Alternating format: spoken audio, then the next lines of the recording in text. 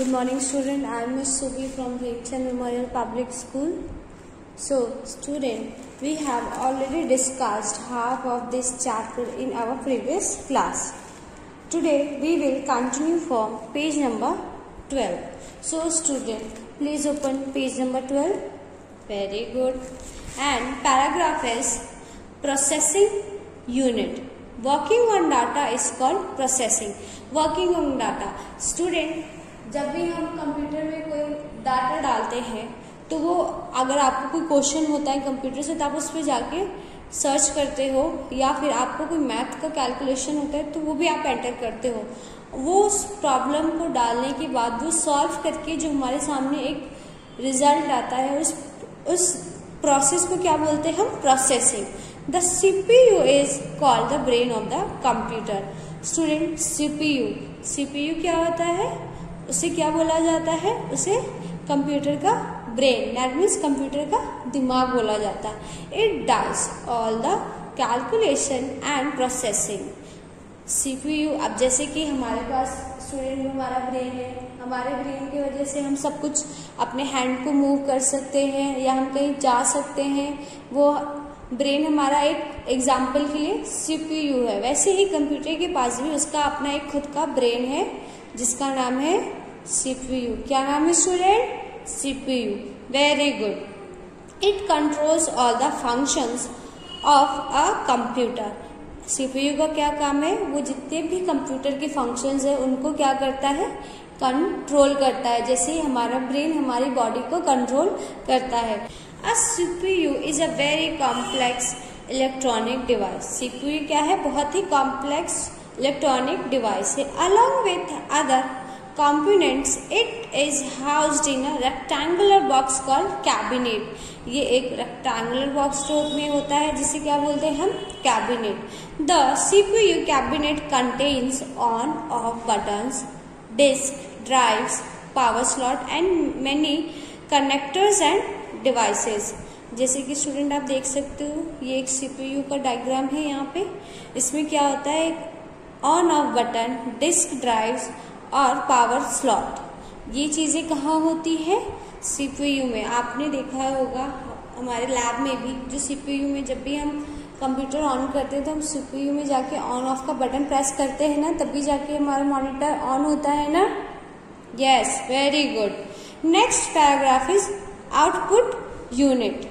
The final result और meaningful information is called output. Student, अब मान लो हमने उसमें कुछ कंप्यूटर में मैथ का एक कैलकुलेशन डाला और उसका रिजल्ट हमें मिला तो उसे हम क्या बोलेंगे?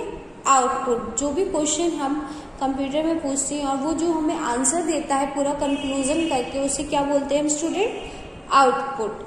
After processing data is converted into useful information और result, output can be in the form of words, numbers, picture and sound.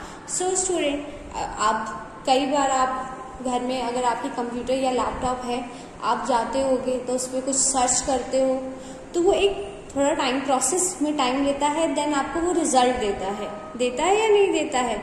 और वो रिजल्ट किस किस रूप में हो सकते हैं? Numbers, picture, sound. जैसे कि आप मान लो आपको गूगल पे जाके कोई पिक्चर सर्च करनी है आपके सब्जेक्ट से रिलेटेड की, फॉर एग्जाम्पल कि आपको जानना है कि मॉनिटर कैसा दिखता है, तो आप डालते हो गूगल पे जाके, तो वो एक कैसा हो गया? वो एक पिक्चर के रूप में हमारे सामने उसकी रिजल्ट आई।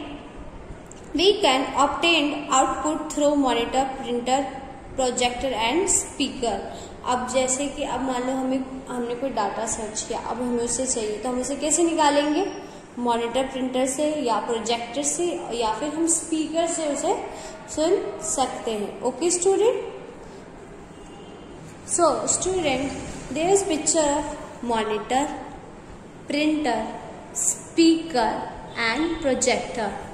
मॉनिटर, स्टूडेंट आपने मॉनिटर तो देखा ही होगा। यस, मॉनिटर क्या होता है?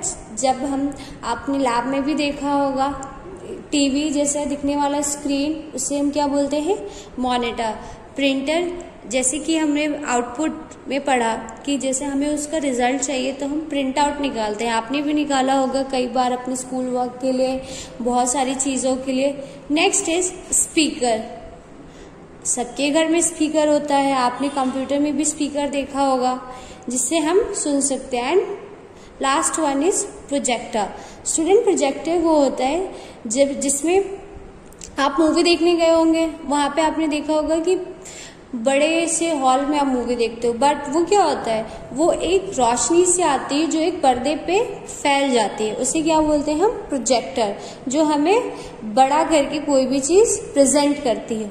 Okay student, next is let us understand the working of a computer with an example. If you want to add 5 and 3 on computer, so student now we will do example. तो example से आप समझेंगे कि computer कैसे work करता है। Step 1, you will enter these numbers and tell to add them. Therefore they are in the form of information input. So student input, यहाँ पे आप डायग्राम देख रहे हो, यहाँ पे हमने इसमें डाला 5 + 3, 5 + 3. Okay, step 2, now the CPU will process on the data or according to instructions it will add 5 and 3. Next क्या होगा, हमने यहाँ पे इनपुट मतलब हमने यहाँ पे डाला कि हमें क्या जानना है एंड प्रोसेस, दैट मीन्स वो कैलकुलेट करेगा। हमने यहाँ पे 5 + 3 डाला, उसे प्रोसेस करेगा, दैट मीन्स वो ऐड करेगा। ओके स्टूडेंट, इसको क्या बोलते हैं, process. Step 3, the computer has solved our problem and has shown the answer output on the screen. अब कंप्यूटर में हमने अपना प्रॉब्लम डाला, उसने उसे सॉल्व किया, उसको प्रोसेस में डाला, देन उसको सॉल्व किया। सो स्टूडेंट, आउटपुट हमारा फाइनल आंसर है। तो हमारा आउटपुट क्या है, 5 + 3 = 8। Okay student, now you understand computer कैसे वर्क करता है, input, process, then output. Very good, very nice. So student, I hope you understood this chapter very well. And student, now we will do summary. The computer is an electronic machine which processes the data and gives meaningful information.